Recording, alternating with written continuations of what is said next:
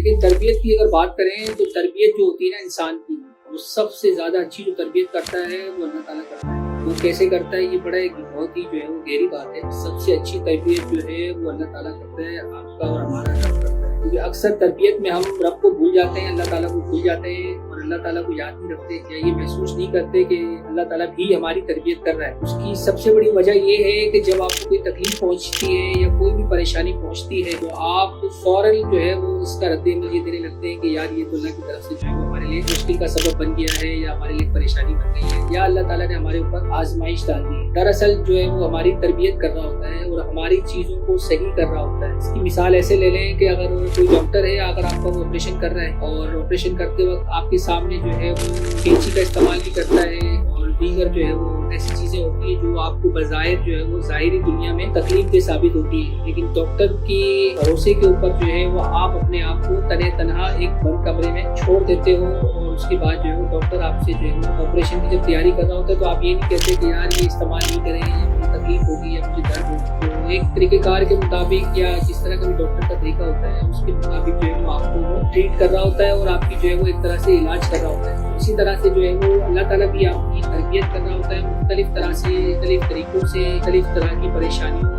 को आपके ऊपर लाता है पहले, फिर उसको पाबंद करता है कि आप उस परेशानी से लड़ो और उस परेशानी के लड़ने के बाद जो है वो आपको इसमें कामयाब भी करता है। अगर आप ज़हनी तौर पर उसके लिए तैयार हो जाते हो तो वो आपको इसमें मदद भी करता है। इसके अलावा मुख्तलिफ जगहों पर आप देखते हैं कि अल्लाह ताला जो है मुख्तलिफ किस्म से आपको जो है वो आजमाइशों में भी डालता है, मुश्किल जो है वो हालात से भी गुजारता है। क्योंकि रेंडमली जब आपको इनिशियल स्टेज पे जब आप शुरू से अपनी जो है वो लाइफ गुजार रहे होते हो तो आपको मुख्तलिफ जो है परेशानियों का सामना करना पड़ता है। इसकी मिसाल मैं आपको अगर आसानी से देना चाहूँ तो ये होता है कि इंसान अल्लाह ताला जो है वो इंसान के ऊपर परेशानी उतनी ही डालता है जितनी जो है वो एक्सेप्ट कर सकता है। या दीगर आप किताबों में भी देख लें या कुरान शरीफ में भी देख लें या दीगर जितनी भी आसमानी किताबें हैं इनमें भी देख लें तो अक्सर लोग सवाल करते हैं तो मैं उनसे एक सवाल करता हूँ कि मैंने कहीं पढ़ा था और ये इल्म के मुताबिक मैं बात कर रहा हूँ कि देखिए अगर अल्लाह ताला जो है वो कुरान शरीफ सबसे पहले नाजिल कर देता, यानी अल्लाह ताला जो है उसको कोई और किताब नाजिल ना करता और शुरू से ही अल्लाह ताला जो है वो कुरान शरीफ नाजिल कर देता तो बाकी किताबों की ज़रूरत पेश ना आती। क्योंकि मुख्तलिफ आप जब स्टेज पे गुजर रहे होते हैं या मुख्तलिफ क्लासें पढ़ रहे होते हैं, पहली क्लास में हो, 5वीं क्लास में हो या मैट्रिक में हो,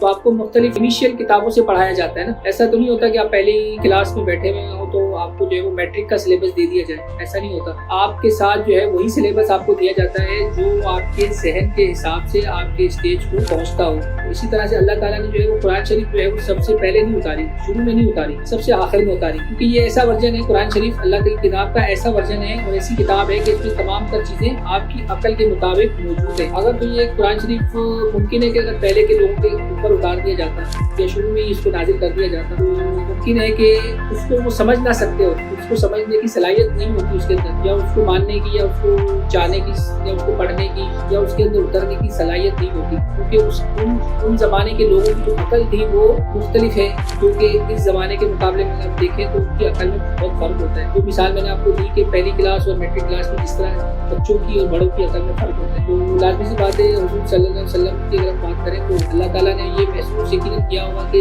कुरान शरीफ जो है वो इस स्टेज की किताब है कि इसको हुज़ूर सल्लल्लाहु अलैहि वसल्लम के ऊपर ही नाजिल किया जाए और आखिरी स्टेज पे और आखिरी क्लास में नाजिल किया जाए। तो ये एक मिसाल थी। इसका कहने का मकसद ये है कि आपको जो भी तकलीफ आपके वक्त ये उम्र के हिसाब से आती है, जो भी तकलीफ है, जो भी परेशानियाँ हैं, जो भी खुशियाँ हैं, तो आपको आपके वक्त के साथ और आपकी आजमाइशों के बाद ही आपको मिलती है। तो ये कहना कि जी ये परेशानी मुझे क्यों मिल रही है, ये मैं इसका हकदार ही हूँ, ये अल्लाह की तरफ से होती है। जो भी परेशानियाँ, जो भी मुश्किलात आपकी ज़िंदगी में आ रही होती हैं, आपको एक तरह से जो है वो क्लियर कट कर रही होती है और आपके अंदर से जो है चीज़ों को तब्दील कर रही होती है। ये एक बहुत ही जो है वो अहम बात है और इसको जो है अगर हम समझते हैं तो दुनिया में और आखिरत की दोनों तरफ से कामयाब हो सकते हैं। तो अल्लाह ताला के बाद जो बाकी तरबियत कर रहे होते हैं वो आपके माँ बाप कर रहे होते हैं, आपके बहन भाई कर रहे होते हैं और दूसरे जो है वो रिश्तेदार कर रहे होते हैं, आपके दोस्त कर रहे होते हैं। लेकिन दुनिया में जो सबसे पहले तरबियत आपकी करता है वो अल्लाह ताला करता है।